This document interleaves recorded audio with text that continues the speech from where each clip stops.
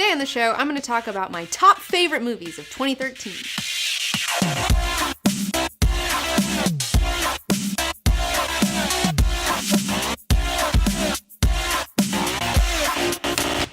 This year, in 2013, I've seen more movies than I usually see in a year. I've seen a lot of movies this year, probably more so than you have, which is fine because this is my job, whatever, it's no big deal. It's not a competition, man. Anyways, so we're going to do a list today of my top favorite movies of the year. I may have missed a few things, I don't know, but this is how it's going to go down as it stands. First off, I want to explain to you that I don't feel like I'm really a movie critic. I don't really apply that term to myself. I look at myself as an artist who is analyzing other art, and so that's my perspective on the whole situation.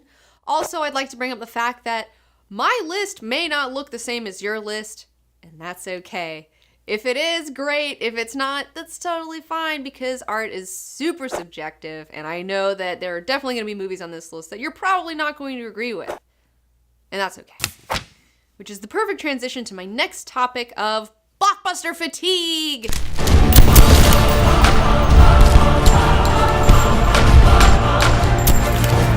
Which I am totally suffering from. Apparently it is a thing, and I have it.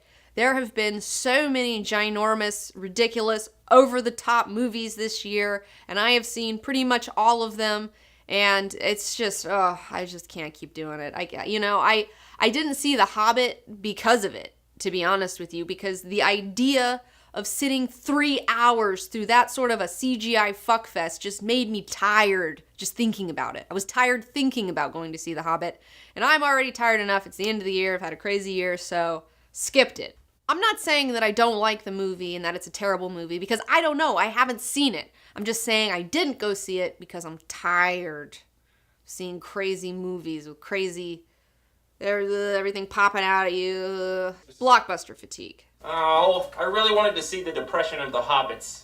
Really bummed with you. Well, there's a lot of movies coming out right now, and we can't afford to go see them all because we actually pay for these movies out of pocket because I haven't figured out how to see free movies yet. I haven't figured out how to do screenings yet. Still work. That's a 2014 resolution. Well, maybe if you called yourself a movie critic, then people would let you do it. Maybe. Maybe I'm shooting myself in the foot. Who knows? But you're a special artist, oh. Trying to get hit? Without further ado, let's get into it. It's my top movies of 2013 in no particular order because it is not a competition. Now!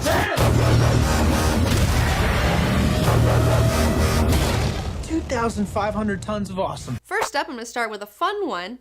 Guillermo del Toro's Pacific Rim makes my list. It was a lot of fun.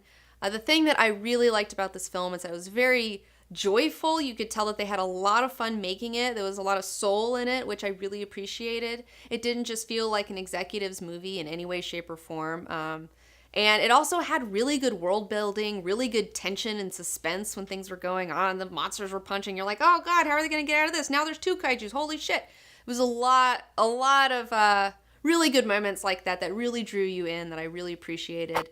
I also like the fact that this is a really great drawing movie that you can just kind of put on in the background while you're doing stuff, which I know a lot of people out there probably are like, what the fuck are you talking about? But I don't care. A good drawing movie is hard to find and is worth its weight, all right?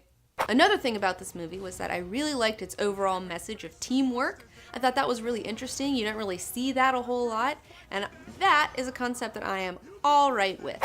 I will say I'm a little sad that this movie didn't do better in the box office because of blockbuster fatigue. I feel like people had seen so many crazy big movies that they just were too tired to go see Pacific Rim, and that it was kind of unfairly judged because people were just tired of seeing crazy big action movies. It's kind of a shame.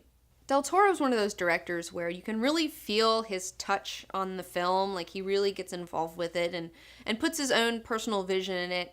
And those are the kind of movies that I really like, directors' movies, where you can just really tell that they were allowed to have a lot of fun and just go and make it happen. Pacific Rim is totally one that I'm looking forward to buying on Blu-ray. I'm going to add it to my collection. Made the cut.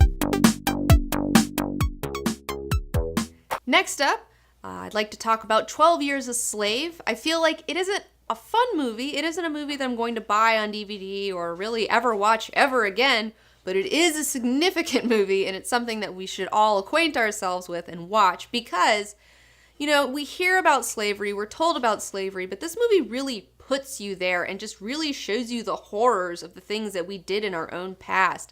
And it's really important to be able to look your dark past in the face, see what you were doing, and understand really like exactly what you're doing, why you were doing it, and why it was wrong. So you won't do things like that in the future. I feel like Django Unchained really paved the way for this film because that movie gave us an entertaining reason to go and see slavery, whereas this movie ended up taking it further, and instead of showing it to you in an entertaining way, it shows it to you in a really real way that is quite disturbing and very, very interesting, and even though it's like terrible to watch.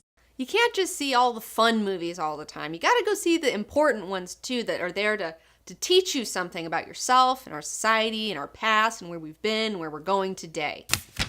My favorite documentary of the year goes to Blackfish, which came out in October. It's on Netflix right now. That's where I got to check it out. And man, that movie is super eye-opening and really embarrassing for the human race. It's all about SeaWorld and the atrocities that they have committed against nature and against these orcas and how these orcas are stolen and kidnapped from their parents when they're little babies, and how they're just like forced to work 9-to-5 jobs and then sleep in a little pen all the time, and how they're just like stuck in this little tiny pool. You think a fucking whale wants to be in a fucking pool and flip around for your fucking amusement and splash you? Like, fuck you, no. No, they don't. And you know what? There are so many problems in the world right now. There are so many problems, and some of them are just so complex that I don't even know how to go about fixing them. But SeaWorld is not a difficult problem.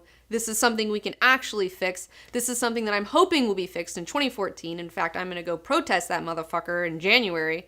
So, yeah. Definitely check out Blackfish. It is super heartbreaking, and it's just such an atrocity that is going on today that we should really be aware of. Next up, I want to talk about two movies that kind of tied for me. They're both comedy movies, and comedy movies usually don't make my top movies list of the year, but these ones totally did, even though they totally have similar plots going on. One of them being This Is the End, and the other one being The World's End, which are both comedies about a group of dudes that are friends, and they're experiencing an apocalypse together, and they learn things about themselves and their lives and their friendships through this harrowing experience. And both of them are totally hilarious. I love the American version. I love the British version. Like, I appreciate both sides of these comedies. Let's do this! So I'll start with World's End with Simon Pegg, Edgar Wright, Nick Frost. Totally really well done. I really enjoyed it a lot. I thought it was super funny. One of the things that I really liked about World's End was Simon Pegg's character. He usually plays the straight man, but this time it was really fun to see him play the fool. For me personally, I know somebody totally like this who's just like stuck in the past and like wants to relive their glory days and just like never grew up and just has all these weird problems. And I think a lot of people have that friend. And if you don't, maybe you don't think this movie is as funny as it is. But if you do know that guy, this movie is hilarious. James Franco's having a giant party. Yes! Everybody drunk out. On the other hand, you have This Is the End, which I really enjoyed watching all of these comedians play these bizarro real-life versions of themselves. I really enjoyed seeing how they made fun of like Hollywood culture and like Hollywood parties. And I love that they committed to the idea of doing this biblical apocalypse, but in the way that your like teenage mind thinks that it should have looked like, which is totally not what it is in the Bible, but it's just super funny.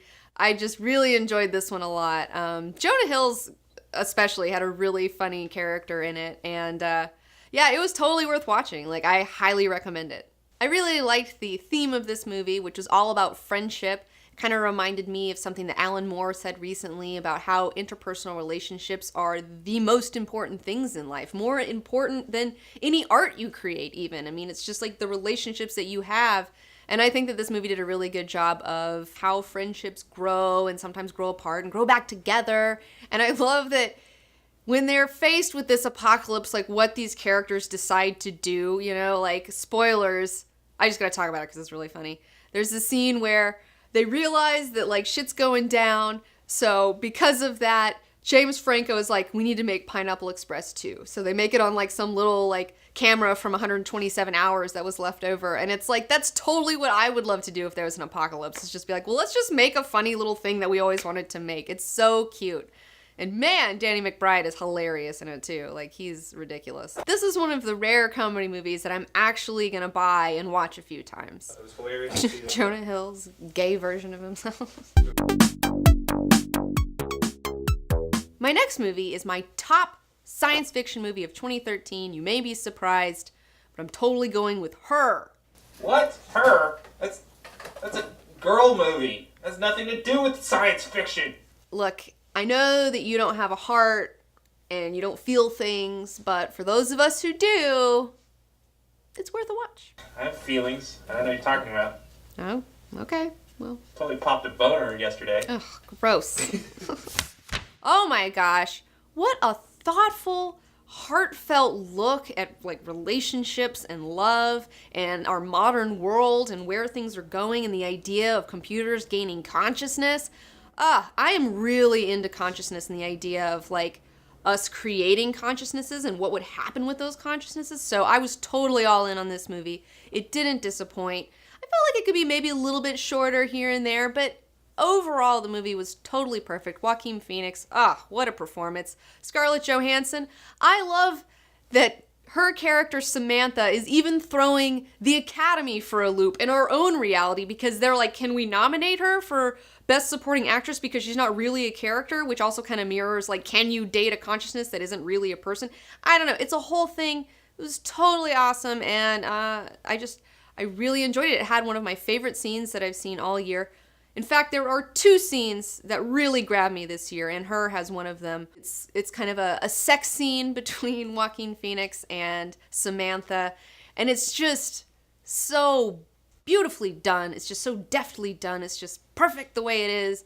I was totally crying during it. It sounds really weird, but I totally did. It was so good. I feel like this movie is such a great example of sci-fi because it shows a future that's not too far away. It's a future that we could actually experience, which is also really exciting. I feel like more so exciting than a future that you'll never get to see. But anyways, it shows how technology can affect your life, can affect a person, can affect a society. Whereas you see all these other movies like Star Trek Into Darkness, and it's not really sci-fi, it's just an action movie. This movie just has all the things I like. It has science fiction, and it has philosophy, talks about love, talks about relationships. So it's perfect. It was such a good movie. I feel like director Spike Jonze is one to watch. He has a very personal touch to his films. If you're not familiar with him, he also did Adaptation and Being John Malkovich, Where the Wild Things Are.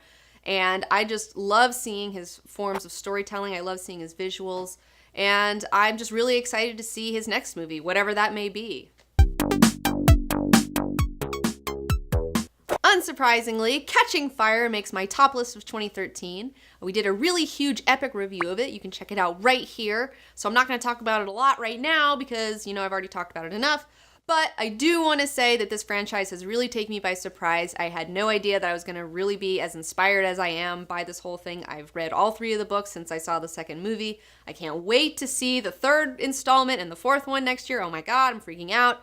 So yes, if you haven't seen Catching Fire, definitely check it out. Hunger Games is totally worth your time. I know a lot of you have some misconceptions about this, some preconceived notions where you think this is just some Twilight thing, but it's totally not. You're totally wrong. And it's talking about a lot of social issues that are very relevant to today that I think we all need to be aware of. So this is one to watch. Hunger Games. I heard that movie's for girls. Oh my gosh, Robot, we just talked about this like 2 episodes ago.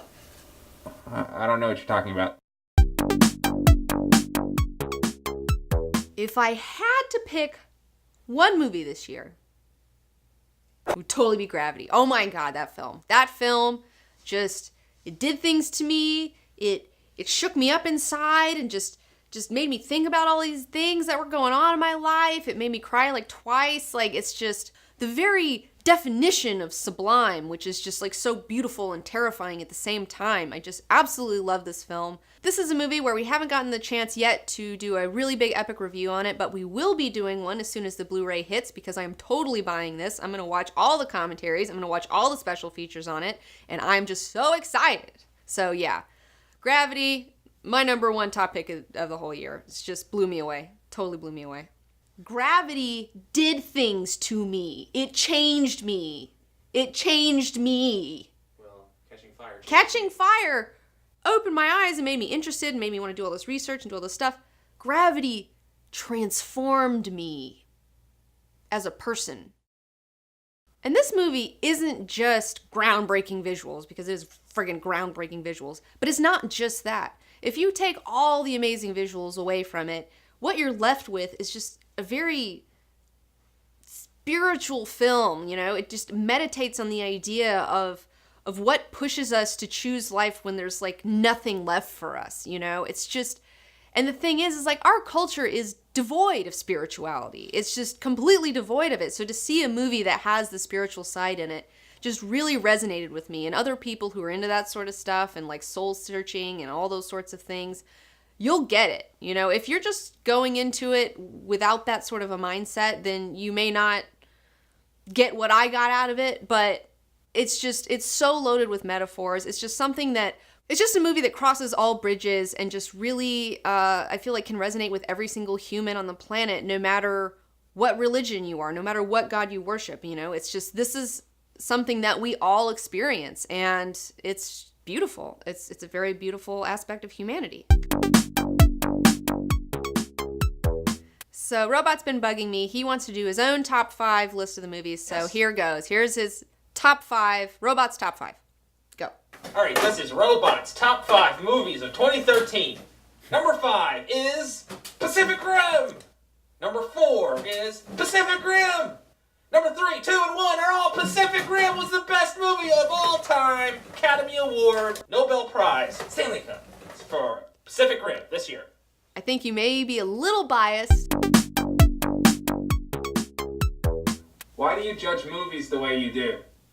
Well, that's a good question, Robot. I judge movies based on a lot of different things, but it may not be what you might think. The main thing that I judge a movie on is based on its emotional core, what the meaning of this film is, because that's why I go to see movies. I go to see movies so I can learn something about myself and the world around me and somehow integrate that into being a better person and making the world a better place. And I think that a lot of people don't understand that that's what movies are really about. I mean, yes, it is supposed to entertain you, but that's not it. Like, it's not only supposed to entertain, it is also supposed to teach. And another thing that I really judge a movie on is the energy that I'm getting from it. I know that sounds weird, but like if I feel like it's a fraudulent movie, if I feel like some executives are just trying to make a buck off of me, then like I violently like hate it immediately. But if I feel like you have an artist at the helm who has a vision, who's like trying to tell me something, who's trying to do anything but just make money, then I'm usually like totally into it. So that's also another thing that fraudulence, that's definitely a big one for me. What about when you said that 2013 was the worst year for movies ever? What was that about? Well, I said that a bit prematurely. I said that in the late summertime, I believe. I don't know. I have to amend that statement now. They really pulled it out in the end. 2013 got its act together in October, November, December, and there was a lot of really great movies that came out in the final quarter of the year. Whatever. You're a hypocrite. Yeah, You're a big hypocrite, yeah, aren't you? that's me. So that's it for my top movies of 2013. I hope you had a good time, and I hope you go and check these movies out if you haven't already. And be sure to like this video, subscribe to my channel, and follow me on Twitter, Facebook, and Instagram. Also, be on the lookout for my Catching Fire epic review, and also in the future, whenever the Blu-ray hits, I'll be doing a big Gravity review, so be on the lookout for that too, 'cause it's gonna be awesome. 2013 really wasn't the year for comic book movies. I feel like they were kind of disappointing this year. I'm hoping 2014 will make up for it with Guardians of the Galaxy and Winter Soldier. In fact, a lot of the movies that I was really looking forward to this year were kind of disappointments. But then again, that's okay because there was all these other movies that really took me by surprise that were better than I could have ever hoped for because I had no idea they existed. So it worked out in the end. Lesson learned. Expectations are the mind killer. We need to all stop watching trailers and feeding into this weird movie buzz that they really started doing lately, especially with comic book movies. That's why I've really been trying to avoid trailers. A lot of people constantly ask me, oh, have you seen this trailer? Have you seen that trailer? And it's like, no, I haven't, because I'm trying to go into a movie cold and not know anything about it so I don't have any expectations so I can just enjoy it or not enjoy it based on the actual film and not what I thought it was going to be like. That's ridiculous. I've already watched all the trailers. Well, it's really hard to avoid them, to be honest, especially when you go to movies and see them because there's always trailers before the movie, but whatever. Yeah. Well, unfortunately, I haven't actually seen any of the movies, but I've seen all the trailers. It's very telling, Robot.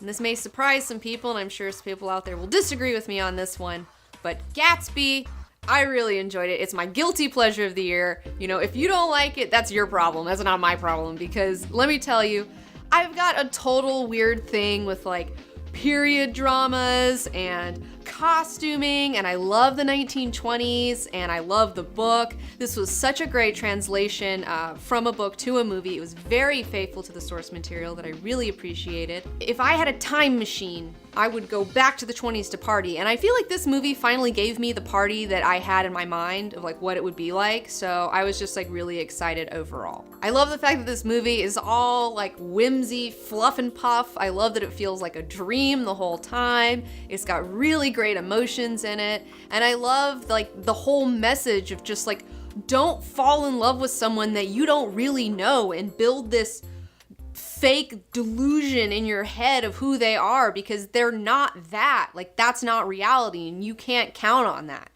Which I think is a really important message, because a lot of people become infatuated with other people while not really knowing them and just build this big thing up in their heads and then is like terribly disappointed when it doesn't happen the way they want it to. So I feel like it's a very relatable subject, and I just really enjoyed the movie overall, even though I'm not a huge Baz Luhrmann person. I was all about it. Well, it's got this great visual style. It has really great audio engineering going on. I really love the soundtrack that they put in it. But it's more than that. It's not just that. It also has a really great story and really great characters. And I think that F. Scott Fitzgerald would be like super pumped on it. I think he would totally approve of this movie. And that's all I need.